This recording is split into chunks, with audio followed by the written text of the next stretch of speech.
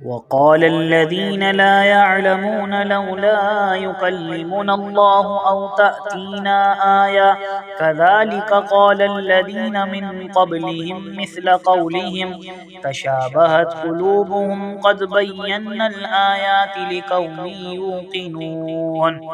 اور جو لوگ علم نہیں رکھتے کہتے ہیں کہ اللہ ہم سے کلام کیوں نہیں فرماتا، یا ہمارے پاس براہ راست کوئی نشانی کیوں نہیں آتی۔ اس طرح ان سے پہلے لوگوں نے بھی انہی جیسی بات کہی تھی۔ ان سب لوگوں کے دل آپس میں ایک جیسے ہیں، بے شک ہم نے یقین والوں کے لیے نشانیاں خوب واضح کر دی ہیں۔ اِنَّا أَرْسَلْنَاكَ بِالْحَقِّ بَشِيرًا وَنَذِيرًا وَلَا تُسْأَلُ عَنْ أَصْحَابِ الْجَحِيمِ۔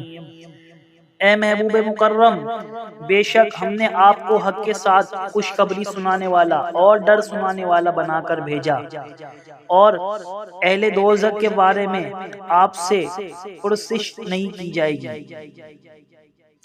وَلَن تَرْضَىٰ عَنكَ الْيَهُودُ وَلَا النَّصَارَىٰ حَتَّىٰ تَتَّبِعَ مِلَّتَهُمْ قُلْ إِنَّ هُدَى اللَّهِ هُوَ الْهُدَىٰ وَلَئِنِ اتَّبَعْتَ أَهْوَاءَهُمْ بَعْدَ الَّذِي جَاءَكَ مِنَ الْعِلْمِ مَا لَكَ مِنَ اللَّهِ مِن وَلِيٍّ وَلَا نَصِيرٍ۔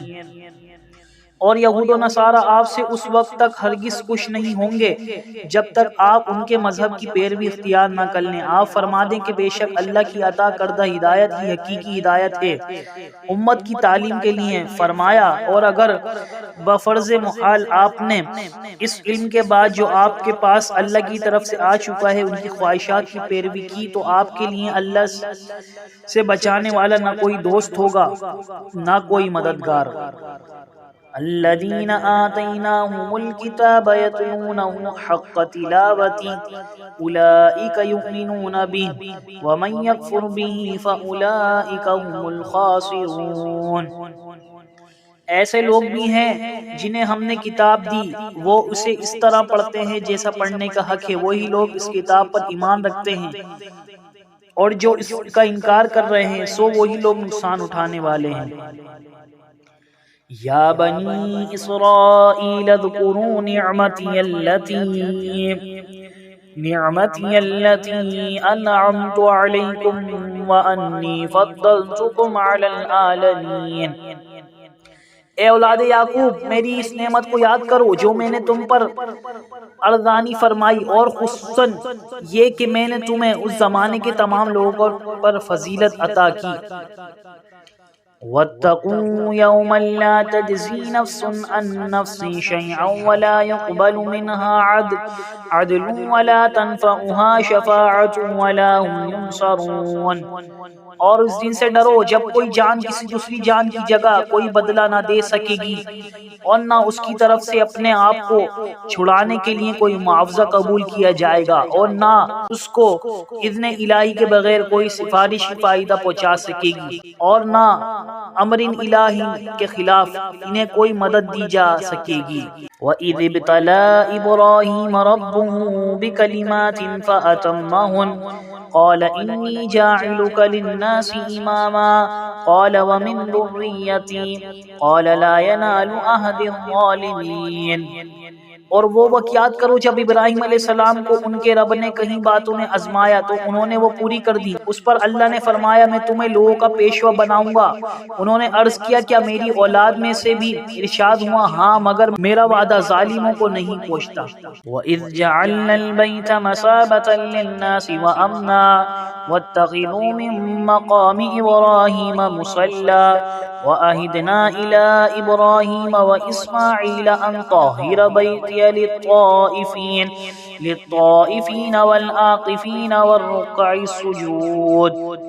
اور یاد کرو جب ہم نے اس گھر خانہ کعبہ کو لوگوں کے لیے رجوع اور اجتماع کا مرکز اور جائے امان بنایا، اور حکم دیا کہ ابراہیم علیہ السلام کے کھڑے ہونے کی جگہ کو مقام نماز بنا لو، اور ہم نے ابراہیم اور اسماعیل علیہ السلام کو تاکید فرمائی کہ میرے گھر کو طواف کرنے والوں اور اعتکاف کرنے والوں اور رکوع سجود کرنے والوں کے لیے پاک صاف کر دو۔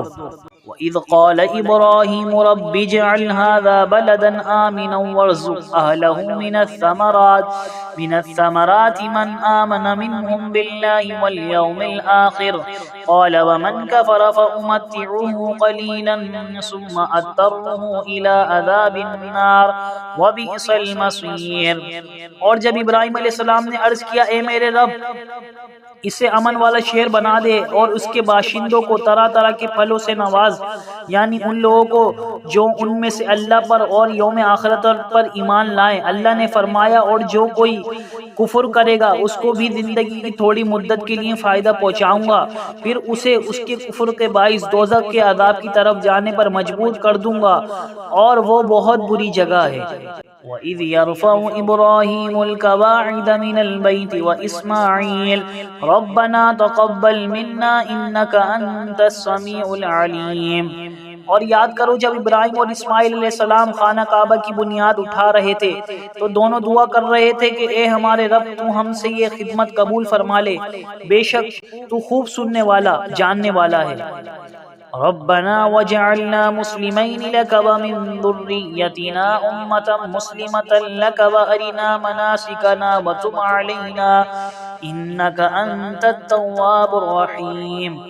اے ہمارے رب ہم دونوں کو اپنے حکم کے سامنے جھکنے والا بنا اور ہماری اولاد میں سے بھی ایک امت کو خاص اپنا تابع فرما بنا اور ہمیں ہماری عبادت اور حج کے قواعد بتا دے اور ہم پر رحمت و مغفرت کی نظر فرما، بے شک تو ہی بہت توبہ قبول فرمانے والا مہربان ہے۔ ربنا وابعث فيهم رسولا منهم يتلو عليهم آياتك ويعلمهم الكتاب والحكمة ويزكيهم إنك أنت العزيز الحكيم۔ اے ہمارے رب ان میں انہی میں سے وہ آخری اور برگزیدہ رسول صلی اللہ علیہ وسلم مبعوث فرما جو ان پر تیری آیت تلاوت فرمائے اور انہیں کتاب اور حکمت کی تعلیم دے کر دانائے راز بنا دے اور ان کے نفوس قلوب کو خوب پاک صاف کر دے، بے شک تو ہی غالب و حکمت والا ہے۔ وَمَن يَرْغَبُ عَن مِّلَّةِ إِبْرَاهِيمَ إِلَّا مَن سَفِهَ نَفْسَهُ وَلَقَدِ اصْطَفَيْنَاهُ فِي الدُّنْيَا وَإِنَّهُ فِي الْآخِرَةِ لَمِنَ الصَّالِحِينَ۔ اور کون ہے جو ابراہیم علیہ السلام کے دین سے روگردہ ہو سوائے اس کی جس نے خود کو مبتلا حماقت کر رکھا ہو، اور بے شک ہم نے انہیں ضرور دنیا میں بھی منتخب فرما لیا تھا اور یقیناً وہ آخرت میں بھی بلند رتبہ مقربین میں ہوں گے۔ اذ قال له ربه اسلم قال اسلمت لرب العالمین۔ اور جب ان کے رب نے ان سے فرمایا میرے سامنے گردن جھکا دو تو عرض کرنے لگے میں نے سارے جہانوں کے رب کے سامنے سر تسلیم خم کر دیا۔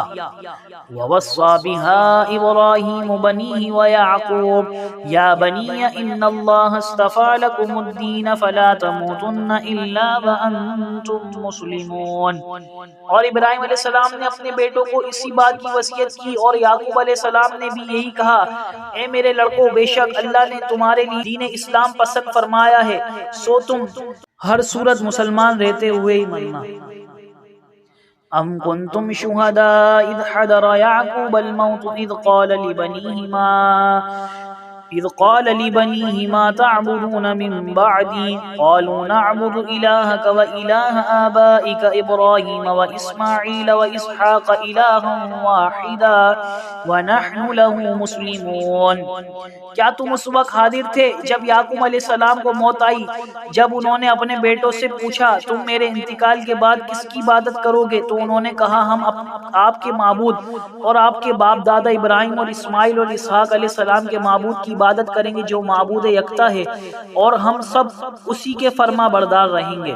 تلک امۃ قد خلت لها ما کسبت ولکم ما کسبتم ولا تسألون عما كانوا يعملون۔